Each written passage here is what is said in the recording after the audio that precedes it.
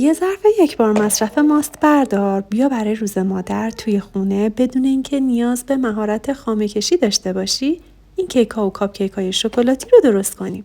برای شروع نیاز داریم یک کیک با رسیپی کیک پایه‌ای که توی پست‌های قبل براتون گذاشتم کیک درست کنیم.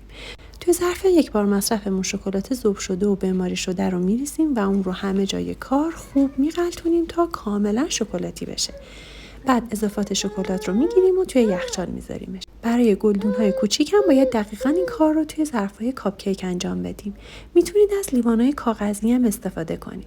شکلات رو توی ظرف کاپ کیک میریزیم، شکلات اضافی اون رو میگیریم و با یه برس خوب همه جای کار رو شکلاتی میکنیم.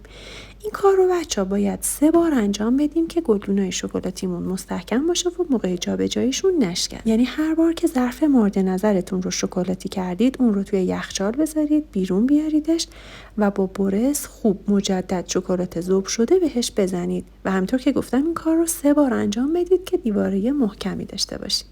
بعد که ظرف شکلاتی آماده شد موقع برش کیکه. اون رو روی کیک قرار میدم و اندازه کار برشش. میتونید با کاتر هم برش بدید تا برش‌های تمیزتری داشته باشید. یه لایه کیک رو توی ظرف شکلاتی قرار میدم. بعد خامه فرم گرفته روش میزنم که آموزش خامه فرم گرفتم توی پیجمون داریم.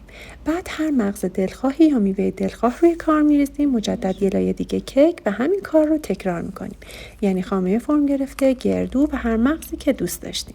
مجدد یه لایه کیک روی کار میذارم و روشو خامه میزنم. با لیسک، قاشق یا یه پالت خامه ها رو روی کار صاف میکنم و روی کار رو مجدد شکلات ذوب شده میریزم.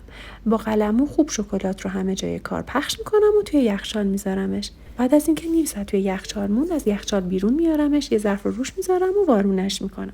برای اینکه ظرف یک بار مصرف به خوبی از کار جدا شه از یک کاتر تیز استفاده میکنیم. روی کار رو میبرم، قسمت اضافه‌شو برمیدارم، دیواره کار هم یه برش میزنم و بعد به همین راحتی ظرف رو از کیکم جدا میکنم. می‌بینیم بچه‌ها یه گلدون شکلاتی داریم که بسیار زیبا، براق و جذابه بدون اینکه اصلا خامه کشیش کرده باشیم. همه این کارا رو برای کاپ کیک‌های کوچیکمون هم انجام میدیم. برای برش این کیک ها هم از کاتر مربع استفاده میکنم. برای پایین کار کاتر کوچیک‌تر و برای بالای کار کاتر بزرگتر. یه لایه کیک رو کف کار میذارم و بعد خامه و مغزی دلخواه و دوباره روشون رو کیک میذارم و بعد به همین راحتی ظرفای کاپ کیک رو از دیواره شکلاتی پاره میکنم و ظرفا رو جدا میکنم. اگه مثل من دیواره کار رو 3 لایه شکلات به خوبی زده باشید کار همینقدر محکمه و به راحتی میتونید جابجاش کنید. بعد روی گلدون‌های شکلاتیم رو پودر بیسکویت شکلاتی خرد شده یا کیک خرد شده میریزیم و بعد گل‌هایی که برای کار در نظر گرفتیم برای اینکه با کیکمون برخورد نکنه یه لایه سلفون بهش میپیچیم و توی کاپ کیک ها و کیک ها میفرسته میشون. اینکه چه گلی انتخاب میکنیدم کاملا سلیقه خودتونه. من به عشق همه مادرای ایران زمین گل رز قرمز رو انتخاب کردم که امیدوارم تن تک تک مادرامون سلامت باشه و روح مادران آسمونیمون شاد.